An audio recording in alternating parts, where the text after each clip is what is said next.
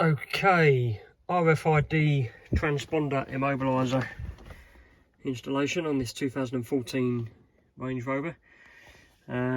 Quick demonstration. So we've got an RFID fob.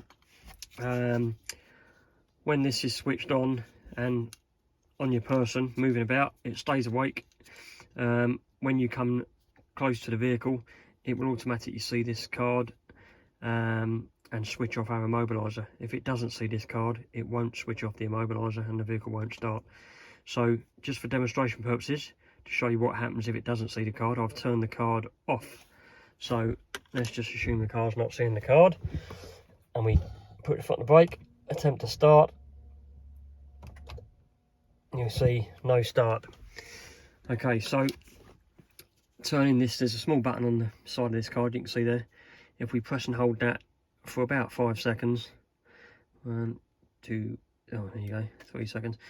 So that card's now turned on, so our system can see the card, and all the time this card is in the vicinity of the vehicle, it will unimmobilise. So press the button again. There we go. Engine starts and runs.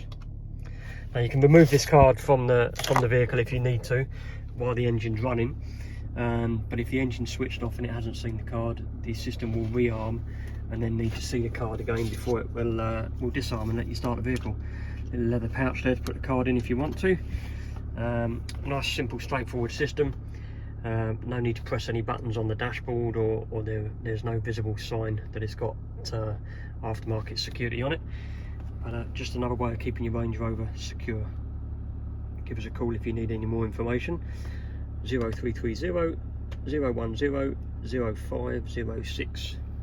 That's the RFID immobiliser.